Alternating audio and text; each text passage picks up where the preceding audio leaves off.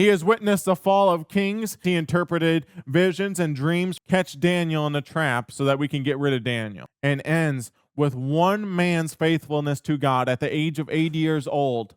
Can you imagine? You're 14 years old and you're serving underneath a royal family, or you grew up in a royal family.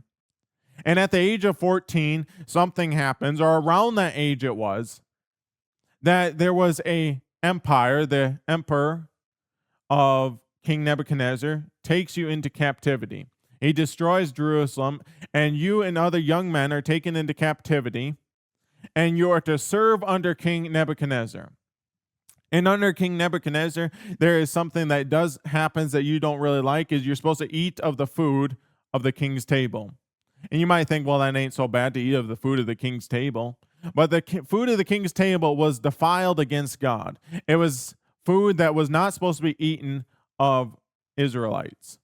And so Daniel, he refuses to eat of that. And after serving under King Nebuchadnezzar, he serves under another king. And that king's name is Belshazzar. And as he serves underneath him, he witnesses the fall of Babylon. And after the fall of Babylon, there is another kingdom that rises, the kingdom of Persia. And under that kingdom, there is a king named Darius. And so at this time, Daniel has witnessed the fall of empires. He has witnessed the fall of kings, and he's witnessed the rise of kings, and he's witnessed the rise of kingdoms. And now all of a sudden, he is serving under another king. And so pretty much all of Daniel's life has been spent so far serving under different kings, different rulers, and doing what is justly towards God, living a life that honors God. Because we have to understand one thing about Daniel, is Daniel was smart and he knew things and he understood things. He interpreted visions and dreams for these kings. He did honor these kings, but he honored God above all else.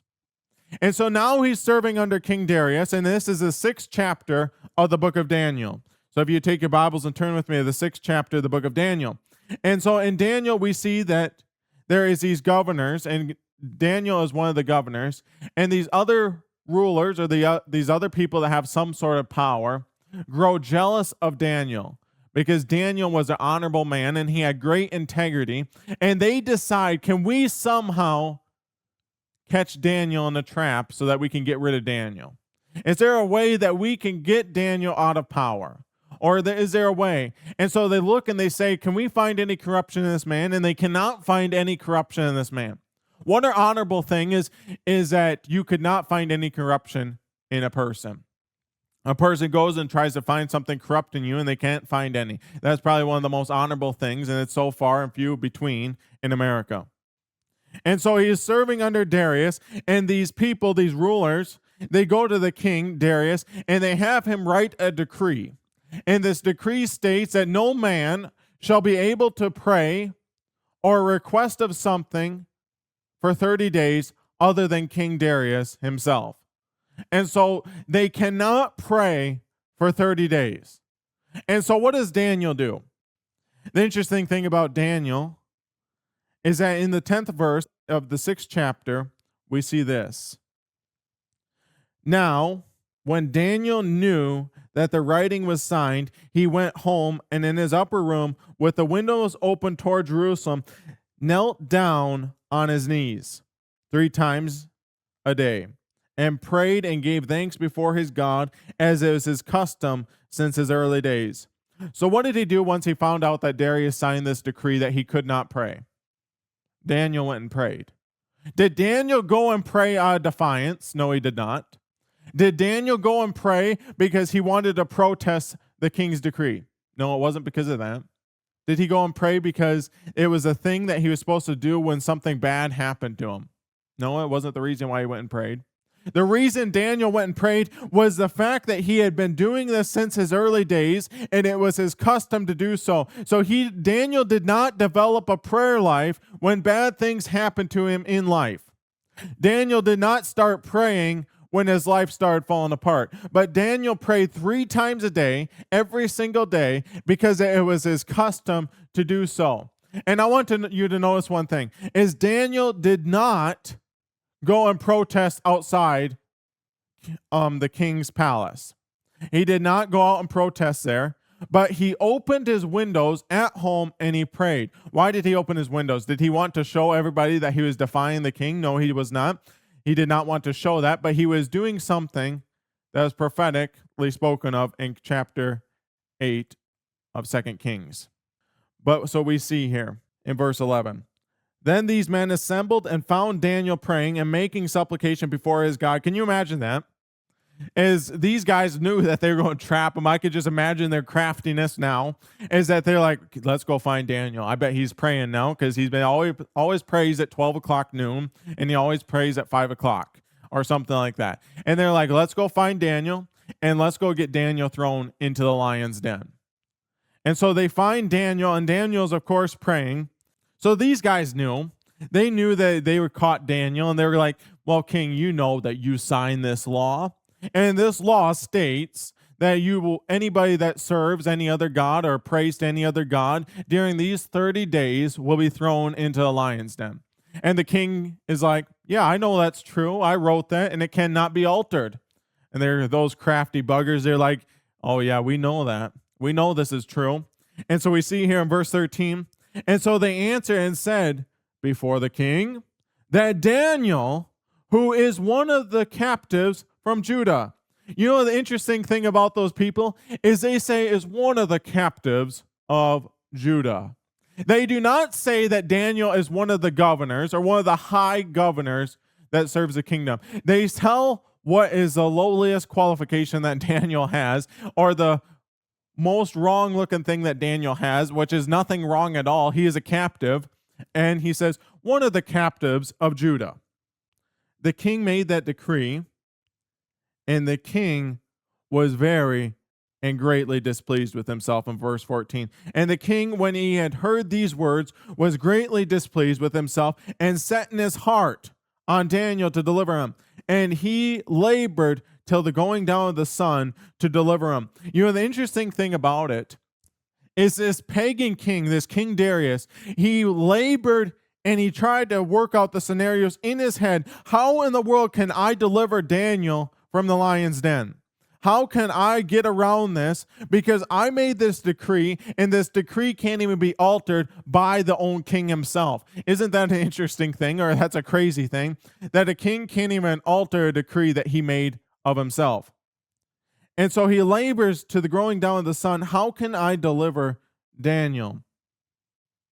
And then the men, again, they approach him and they say, well, it's time now. We got to throw Daniel in the lion's den. And those crafty people, they're like, man, I'm so glad that Daniel's going in the lion's den. Before he even hits the bottom, he'll be snapped to bits by the lion's mouth. And so we see this. Verse 16. So the king gave a command, and they brought Daniel and cast him into the lion's den. So even the king himself could not alter his own word. But the king spoke and saying, Daniel, your God, whom you serve continually, he will deliver you. So a pagan ruler notices one thing. He notices that continually Daniel has been serving his God. Daniel has been serving the God of gods, the King of kings, the Lord of lords, continually all throughout his life. For the past 70 years, throughout rulers and kingdoms and captivities, through pagan empires, Daniel has done one thing. He has served his king, and that is King Jesus, or that is the King of kings, that is a ruler of rulers. And that is one thing that this pagan ruler notices of Daniel, that continually Daniel has prayed and interceded to God and had not been wavering all throughout his life. Now we see this. I want you to notice this at the end of verse 16. This pagan empire, I believe he says something prophetic here. He will deliver you. Those are the words that came out of the pagan king's mouth.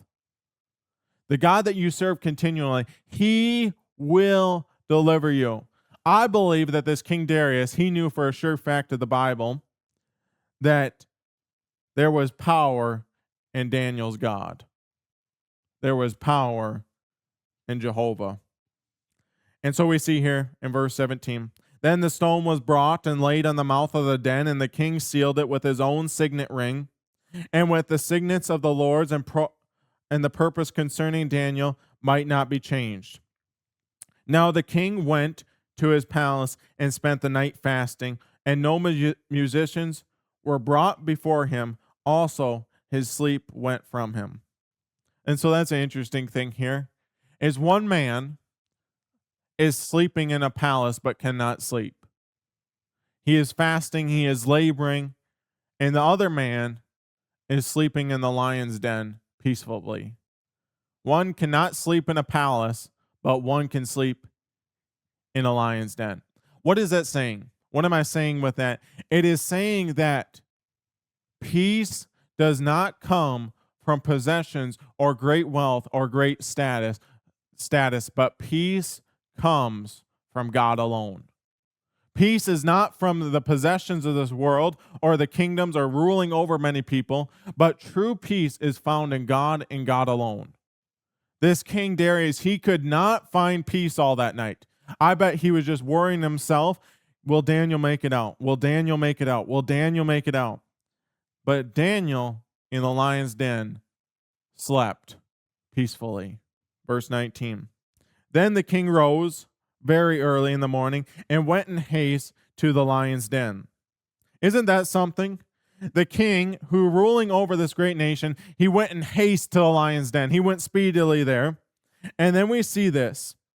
And when he came to the den, he cried out with a lamenting voice to Daniel. The king spoke, saying to Daniel, Daniel, servant of the living God, has your God, whom you serve continually, been able to deliver you from the lions?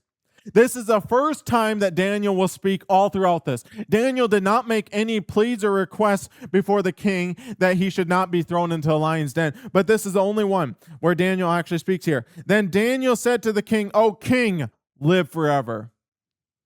And so that's an interesting thing here. My God sent his angels and shut the lions' mouths, and they have not hurt me, because I was found innocent before him. And also, king, I have done no wrong before you. And why was Daniel saved from the lions? Because he believed in his God. He believed in the true God. He believed in the living God. The interesting thing about this is this passage, really, it ends with one thing. Is Daniel believed in the true God and was delivered. God never took away the lions. God never took away the lion's den. God left the lions there, and he shut the mouths of the lions. I want you to see this ending here, where a pagan king makes a decree and preaches more than most pulpits in America do.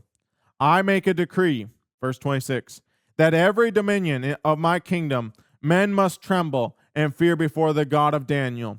For he is a living God and steadfast forever, and his kingdom is one of which shall not be destroyed, and his dominion shall endure to the end. He delivers and rescues, and he works signs and wonders in heaven, on earth, whom has delivered Daniel from the power of the lions.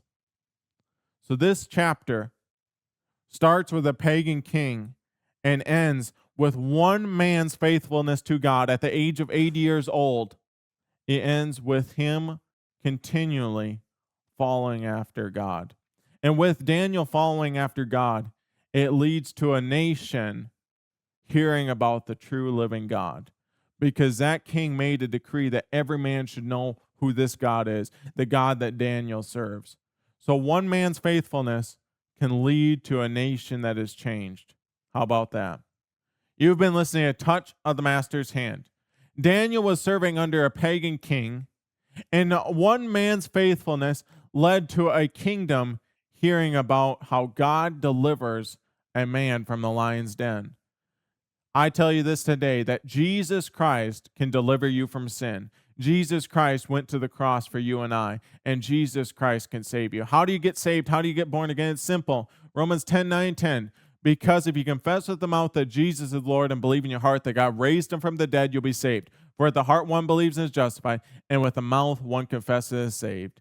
So how do you get to heaven? Call upon Jesus Christ and you shall be saved.